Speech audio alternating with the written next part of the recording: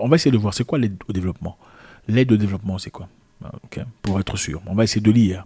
L'aide au développement, souvent appelée aide publique au développement, est l'ensemble de financements apportés par des acteurs publics des pays les plus favorisés pour améliorer les conditions de vie dans les pays les moins favorisés.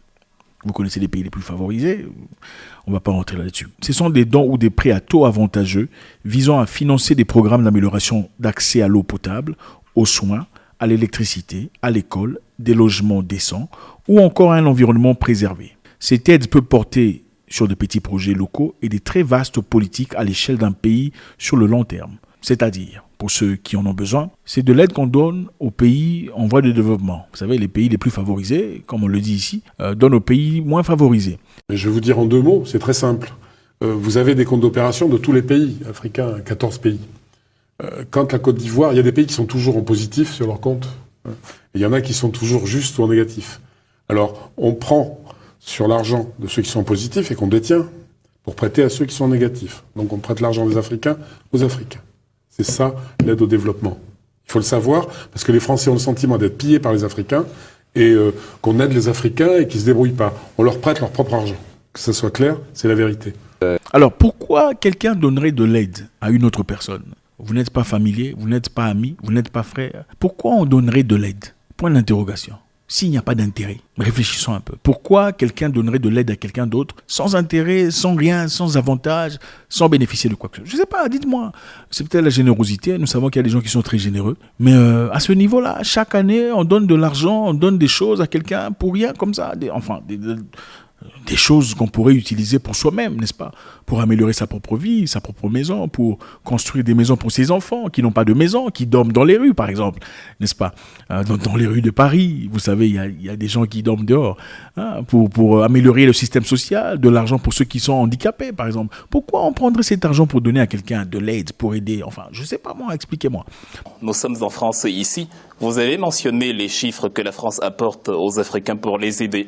Mais prenons l'exemple du cas de la ville de Paris. Nous sommes ici, on voit par exemple à la gare de l'Est ou à la gare du Nord, tous ces sans-abri sans moyens.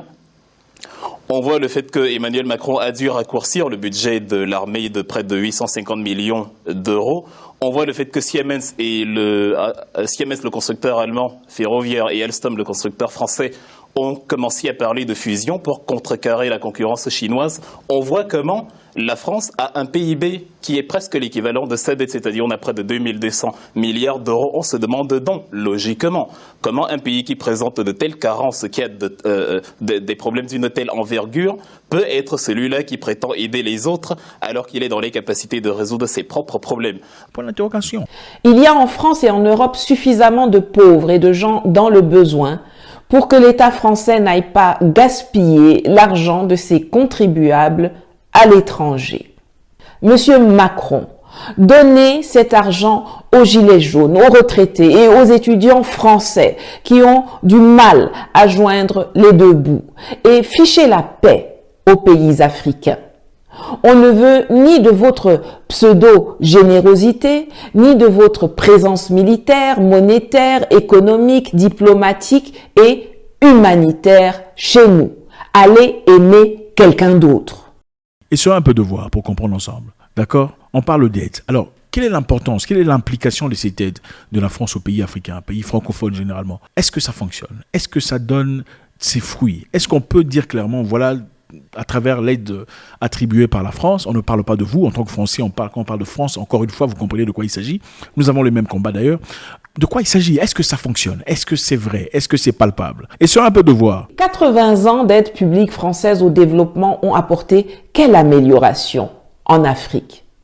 Au Mali, en 5 ans, de 2017 à 2021, l'APD française représentait 587 millions d'euros, soit 385 milliards de francs CFA.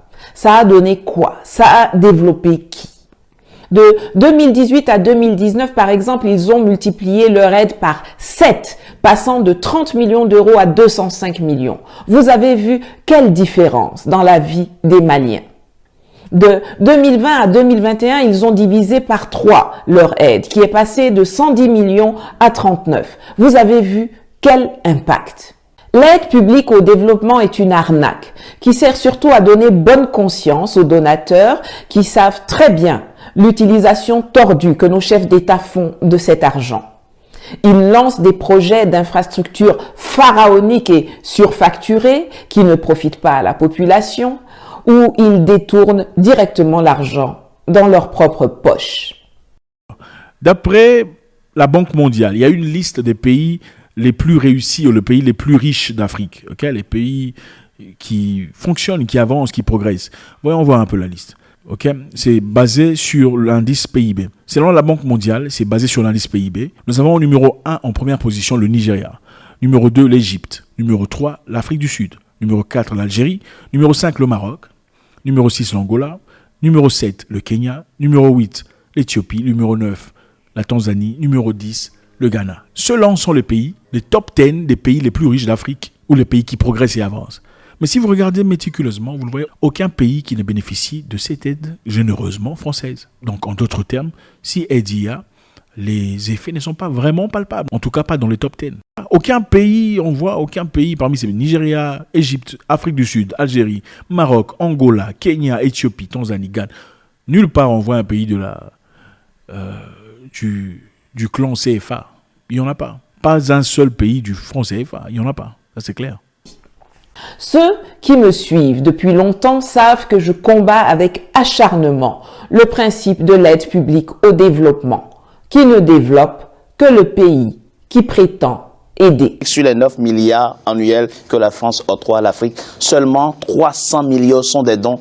Le reste, c'est des prêts. Est-ce que c'est viable pour les économies africaines? Parce que, contrairement à ce que beaucoup comprennent, l'aide n'est pas un cadeau, loin de là. Ce sont des prêts, des crédits et très peu de dons qui, pour la plupart, vont à des ONG françaises qui se choisissent quelques partenaires locaux qui, en contrepartie, acceptent pour la plupart de devenir des agents d'influence plus zélés pour servir la France que leur propre contrée. Comme le Mali a décidé de changer de direction, de choisir Wagner ou la Russie, dans ce cas, la France ne participera plus dans les objectifs d'aider le Mali comme il le faisait dans le passé. Les Maliens ont répliqué avec beaucoup de ferveur qu'ils n'en ont pas besoin, en d'autres termes. Ça fait d'ailleurs un moment. Ce n'est pas aujourd'hui que vous avez éteint votre aide, c'est depuis le mois de février, ce n'est pas au mois de novembre. La France dit qu'il va continuer à travailler, octroyer directement aux ONG français des fonds mis à disposition dans le cadre de l'action humanitaire de la France au Mali. C'est-à-dire, la France dit, je ne donnerai plus mon argent au Mali, mais je donnerai mon argent aux ONG français situés au Mali. Pourquoi on ferait ça? Pourquoi on viendrait chez quelqu'un dans sa maison? Je ne te parle pas, mais je donne de l'argent à ton enfant. Ou à la fille de ta nièce qui vit chez toi. D'accord? Pourquoi on ferait ça? La seule raison pour laquelle on ferait ça, c'est parce qu'on veut quelque chose de malicieux, peut-être, je me dis, n'est-ce pas? Ou pas? Dites-moi. Est-ce que, je ne sais pas si je m'égare.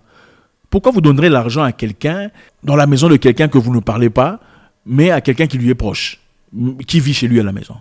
C'est quoi le rapport? Autoriserez-vous, prenons un simple exemple, votre domestique, votre travailleur à la maison, autoriserez-vous une communication avec une personne qui est clairement votre ennemi, qui voulait vous tuer, ou qui a tiré sur la gâchette sympa, voilà. Vous ne le ferez pas.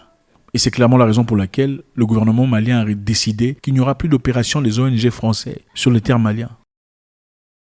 L'Afrique peut se passer de l'aide au développement. Elle n'en a pas besoin. Au contraire, l'aide au développement tue l'Afrique. Ils sont nombreux, les économistes africains, à le penser. Parmi eux, la Zambienne Dambisa Moyo, pour qui non seulement l'aide au développement tue l'Afrique, mais c'est plutôt l'Afrique qui, grâce à ces matières premières, aide au développement des pays industrialisés.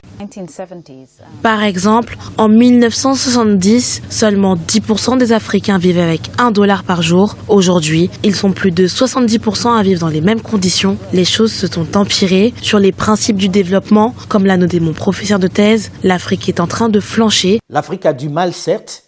Elle est le théâtre de la pauvreté, des famines, des pandémies, mais elle a conscience d'une chose. Le monde a besoin d'elle. Sans elle, la planète ne peut tourner. Sans son immense réserve de bauxite, pas d'aluminium pour ses industries. Chacun sait combien c'est vital pour tous les objets du quotidien. Sans son coltan et son cobalt, pas de transition écologique possible. Sans son uranium, plus de nucléaire. Je ne vais pas faire la liste de tous ceux dont le monde a besoin et qui se trouvent essentiellement sur le continent noir. Elle n'est plus sensible à la propagande d'où qu'elle vienne.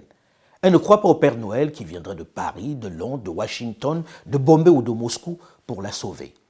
Elle ne veut plus entendre parler d'aide, mais de coopération, de partenariat. Quant à nous, Africains, intégrons une fois pour toutes que la conquête de la liberté et de la souveraineté va nécessiter des sacrifices, du sang, des larmes et une solidarité à toute épreuve pour réussir. Il faudra se serrer la ceinture, traverser des temps difficiles et faire preuve de résilience. Mais au bout de l'effort, il y aura le confort. À la prochaine.